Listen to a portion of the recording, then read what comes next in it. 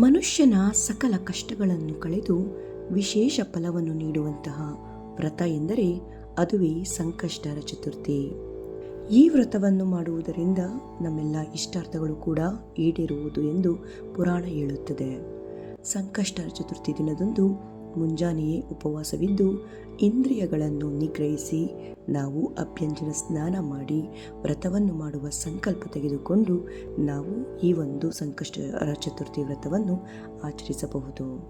ಹಣಕಾಸಿನ ತೊಂದರೆ ಇದ್ದರೆ ಉತ್ತಮ ಆರೋಗ್ಯಕ್ಕೆ, ಹಾಗೆ ಶೈಕ್ಷಣಿಕ ಜೀವನದಲ್ಲಿ ಯಶಸ್ಸನ್ನು ಸಾಧಿಸಲು, ಹಾಗೆ ವೃತ್ತಿ ಜೀವನದಲ್ಲಿ ಯಶಸ್ಸನ್ನು ಗಳಿಸಲು ಈ ಒಂದು ವ್ರತವನ್ನು ಆಚರಿಸುತ್ತಾರೆ. ಆದರೆ ಇದೆಲ್ಲವೂ ಈಡೇರಬೇಕಾದರೆ ಪೂಜೆಯನ್ನು ಕ್ರಮಬದ್ಧವಾಗಿ ಶಾಸ್ತ್ರೋಕ್ತವಾಗಿ ಭಕ್ತಿಯಿಂದ ಮಾಡಬೇಕು. ಗಣೇಶನನ್ನು ಪ್ರತಿದಿನ ನಾವು ಪೂಜಿಸಬಹುದು, ಹಾಗೆ ಮಂತ್ರಗಳನ್ನು ಪಠಿಸಬಹುದು. ಗಣೇಶನಿಗೆ ಮಂತ್ರಗಳೆಂದರೆ ಬಹಳ ಪ್ರೀತಿ.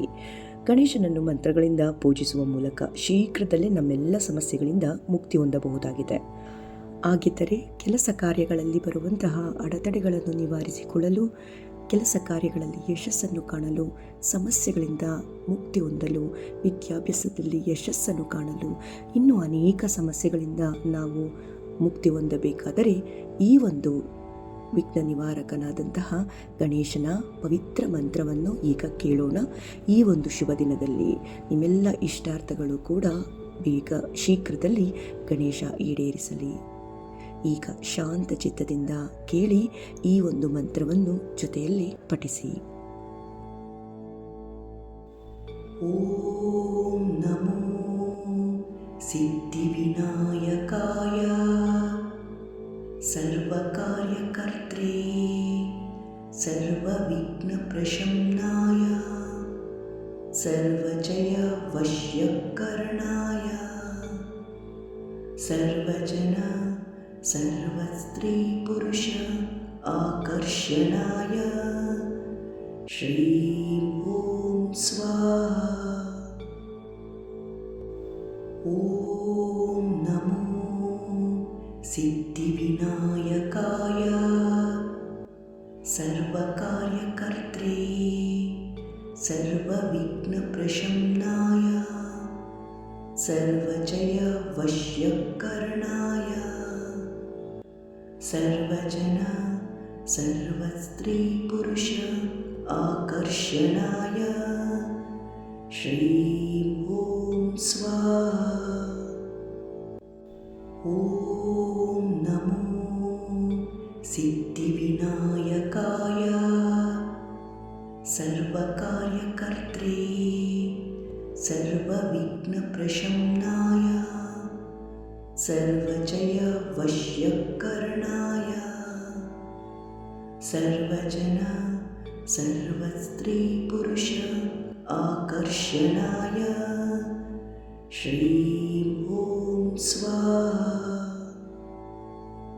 ಓಂ ನಮೋ ಸಿದ್ಧಿವಿನಾಯಕಾಯ ಸರ್ವಕಾರ್ಯಕರ್ತ್ರೇ ಸರ್ವವಿಘ್ನಪ್ರಶಮನಾಯ ಸರ್ವಜಯ ವಶ್ಯಕರಣಾಯ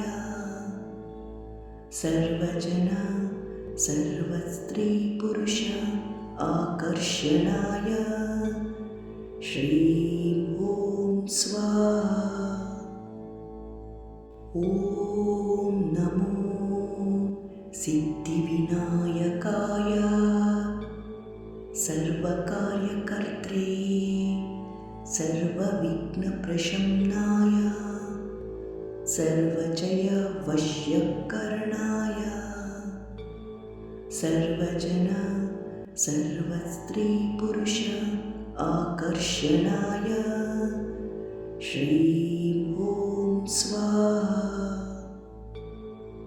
ಓಂ ನಮೋ ಸಿದ್ಧಿವಿನಾಯಕಾಯ ಸರ್ವಕಾರ್ಯಕರ್ತ್ರೇ ಸರ್ವವಿಘ್ನಪ್ರಶಮನಾಯ ಸರ್ವಜಯ ವಶ್ಯಕರಣಾಯ ಸರ್ವಜನ ಸರ್ವಸ್ತ್ರೀ ಪುರುಷ ಆಕರ್ಷಣಾಯ ಶ್ರೀ ಓಂ ಸ್ವಾಹಾ.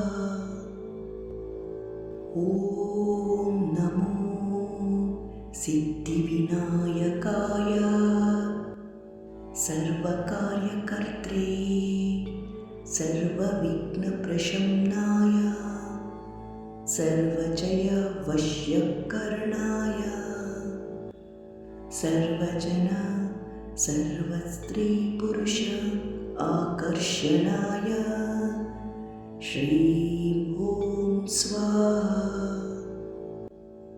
ॐ नमो सिद्धिविनायकाय सर्वकार्यकर्त्रे सर्वविघ्नप्रशमनाय सर्वजयवश्यकरणाय सर्वजन सर्वस्त्रीपुरुष आकर्षणाय श्रीं ॐ स्वाहा। ॐ नमो सिद्धिविनायकाय सर्वकार्यकर्त्रे सर्वविघ्नप्रशमनाय सर्वजयवश्यकरणाय सर्वजन सर्वस्त्रीपुरुष आकर्षणाय श्रीं ॐ स्वाहा। ॐ नमो सिद्धिविनायकाय सर्वकार्यकर्त्रे सर्वविघ्नप्रशमनाय सर्वजयवश्यकरणाय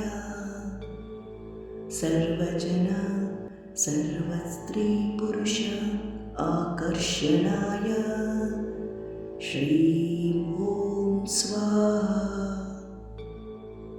ॐ नमो सिद्धिविनायकाय सर्वकार्यकर्त्रे सर्वविघ्नप्रशमनाय सर्वजयवश्यकरणाय सर्वजन सर्वस्त्रीपुरुष आकर्षणाय श्रीं ॐ स्वाहा। ॐ नमो सिद्धिविनायकाय सर्वकार्यकर्त्रे सर्वविघ्नप्रशमनाय सर्वजयवश्यकरणाय सर्वजन सर्वस्त्रीपुरुष आकर्षणाय श्रीं ॐ स्वाहा। ॐ नमो सिद्धिविनायकाय सर्वकार्यकर्त्रे सर्वविघ्नप्रशमनाय सर्वजयवश्यकरणाय सर्वजन सर्वस्त्रीपुरुष आकर्षणाय श्रीं ॐ स्वाहा। ॐ नमो सिद्धिविनायकाय सर्वकार्यकर्त्रे सर्वविघ्नप्रशमनाय सर्वजयवश्यकरणाय सर्वजन सर्वस्त्रीपुरुष आकर्षणाय श्रीं ॐ स्वाहा।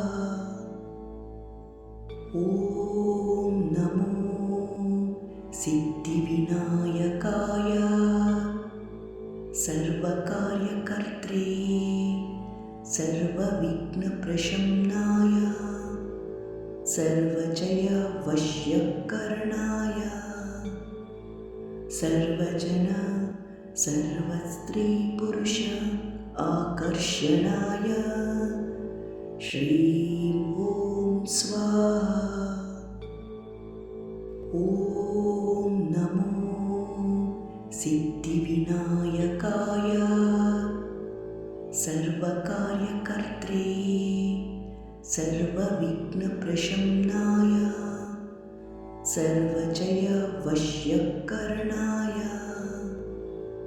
सर्वजन सर्वस्त्रीपुरुष आकर्षणाय श्रीं ॐ स्वाहा। ॐ नमो सिद्धिविनायकाय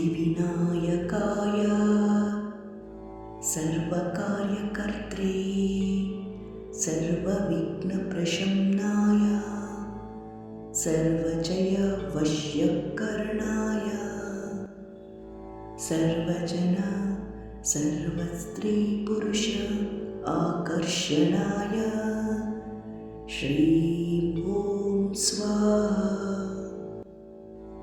ॐ नमो सिद्धिविनायकाय सर्वकार्यकर्त्रे सर्वविघ्नप्रशमनाय सर्वजयवश्यकरणाय सर्वजन सर्वस्त्रीपुरुष आकर्षणाय श्रीं ॐ स्वाहा। ॐ नमो सिद्धिविनायकाय सर्वकार्यकर्त्रे सर्वविघ्नप्रशमनाय सर्वजयवश्यकरणाय सर्वजन सर्वस्त्रीपुरुष आकर्षणाय श्रीं ॐ स्वाहा। ॐ नमो सिद्धिविनायकाय सर्वकार्यकर्त्रे सर्वविघ्नप्रशमनाय सर्वजयवश्यकरणाय सर्वजन सर्वस्त्रीपुरुष आकर्षणाय श्रीं ॐ स्वाहा। ॐ नमो सिद्धिविनायकाय सर्वकार्यकर्त्रे सर्वविघ्नप्रशमनाय सर्वजयवश्यकरणाय सर्वजन सर्वस्त्रीपुरुष आकर्षणाय श्रीं